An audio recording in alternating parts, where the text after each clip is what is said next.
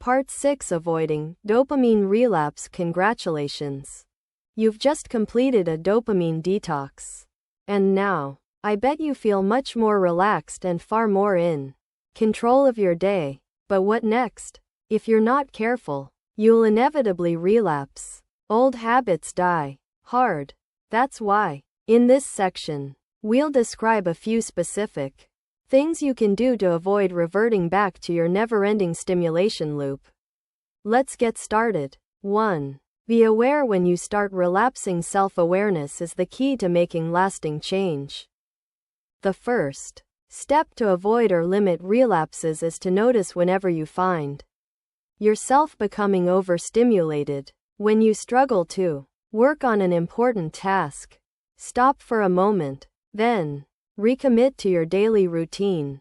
In truth, you will probably relapse after a few days, weeks, or months. And this is completely normal.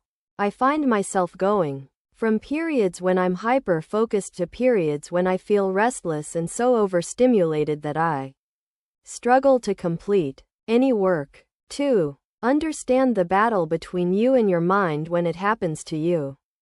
The key is to accept it and avoid feeling guilty. Beating yourself up won't help you build a successful daily routine. It will only make things worse.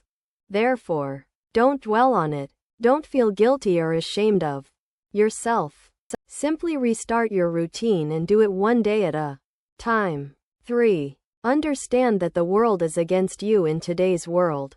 Maintaining focus has become incredibly difficult. That's because everybody is vying for our attention. And I'm not just talking about our family members, friends, or colleagues.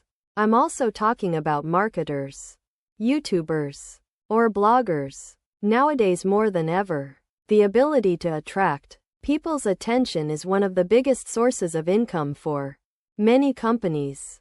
In short, your focus is worth a lot of money, which is why YouTube, Facebook, and Instagram do everything they can to keep you glued to your screen. However, your focus is also worth a lot of money to you. When you reclaim your focus and use it to achieve your biggest goals, you can transform your life radically. You can make more money by channeling your focus into great work. And you can increase your well-being by redirecting it toward more meaningful activities, i.e., spending time with your family and friends or engaging in your favorite hobbies. Here's my point. The world is working against you. There will always be someone trying to grab your attention. As such, you have two choices. You can protect your focus by building habits and systems, or you can remain unprepared and let anyone distract you from the important things you should be doing with your time. Which option will you choose? 4. Prepare a contingency plan. An active way to avoid relapsing is to create a contingency plan. To do so, think of all the ways you are likely to lose your focus and revert to your previous behaviors, and guard against them by creating a contingency plan. So, what things could make you relapse? For instance, if I check my phone first thing in the morning, I'll probably end up jumping from one stimulation to the next. I'll check Facebook, then perhaps reply to a message. This message may remind me of something else I need to do. Or it might give me ideas. Suddenly, my mind will become agitated and provide me with a plethora of good reasons not to write this morning. To create your contingency plan, consider all the activities with the highest potential for distraction. To identify them, revisit the list of can'ts you created earlier. Envision the worst-case scenarios. What could lead you to lose focus and stop doing your morning routine? Using your action guide, write down all the worst-case scenarios you can think of. Prepare yourself mentally. Visualize yourself going through these scenarios. How will you react? Now, how would you like to react? See yourself dealing with these scenarios the best way possible. 5. put a sustainable system in place. The key to lowering your levels of stimulation is to implement a simple and sustainable system. This system doesn't necessarily entail a complete shutdown from distractions, but it does require putting in place habits that will help you stay focused. Consequently, as we've seen before, make sure you have a simple daily routine you can stick to consistently. 6. Cultivate the here and now neurotransmitters to prevent overstimulation. Cultivate the here and now neurotransmitters, which include endorphin, oxytocin, or serotonin. These neurotransmitters are the opposite of dopamine neurotransmitters in that they make you feel calmer and more present. To activate these neurotransmitters, incorporate activities that ground you in the present, such as meditation. By meditating even for just a few minutes, you can practice being more present in the moment. To do so, close your eyes and focus your attention on your breathing. You can also place your attention on one of your 5 senses. Then, switch to another sense, and another, and so on. There are no incorrect ways to meditate. Look for meditation books. For beginners, search for meditation videos online, or simply experiment and see what works best for you. Stretching. When you stretch, you automatically relax your body and slow your breathing, which enables you to feel calmer and more present. Mindfulness. This means being aware of what's going inside you and around you. There are many ways to practice mindfulness. For example, you can eat slowly while noticing each flavor or texture.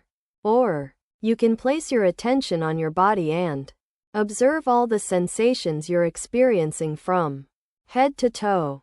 You could also practice completing household or work-related chores while trying to be as present as possible.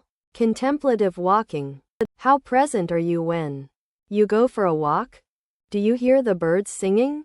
Do you feel the wind blowing on your face? Do you notice the shape of clouds?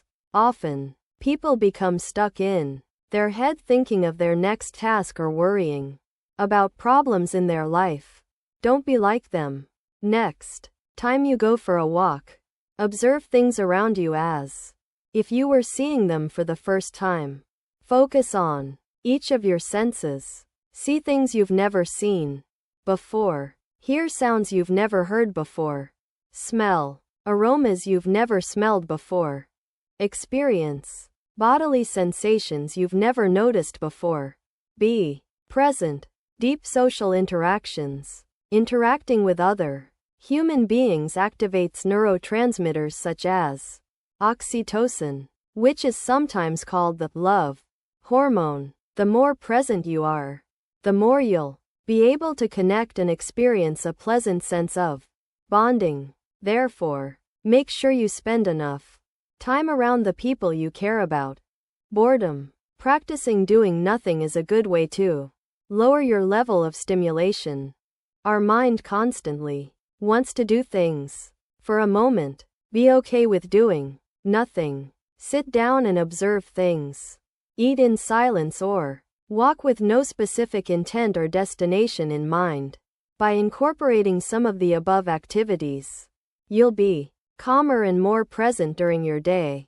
As a result, you will reduce the risk of becoming overstimulated. What about you? What activities could you implement in your daily routine? Action step using your action guide. Write down at least one activity you could engage in every day in order to stay calm and focused. Commit to a 30-day challenge.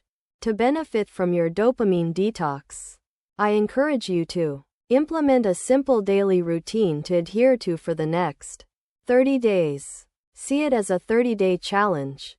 This will help you avoid reverting to your old habits as soon as you finish your dopamine detox. Alternatively, you can read the other books in the series as you continue your journey toward higher levels of focus and productivity. Each subsequent book in the series will help you build a critical skill in just 7 days.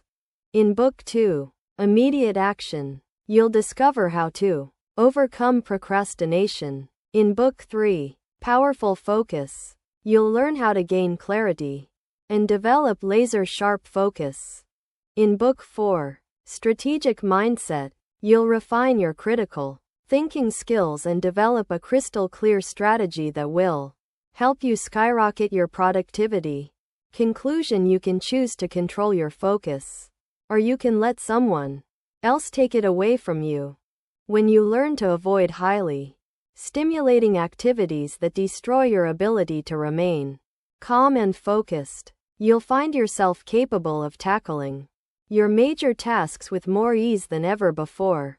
Going through a dopamine detox will help you lower your level of stimulation and ensure you work on your major tasks. Remember that excitement and fulfillment aren't the same things. As you learn to eliminate external stimulations and immerse yourself in your work, hobbies, or relationships, you'll experience a deeper sense of fulfillment and will feel much better. You will also end up becoming far more productive and accomplishing many of your goals and dreams. So, stop letting your environment hijack your brain and regain control of it instead. This is the key to a healthy and productive life.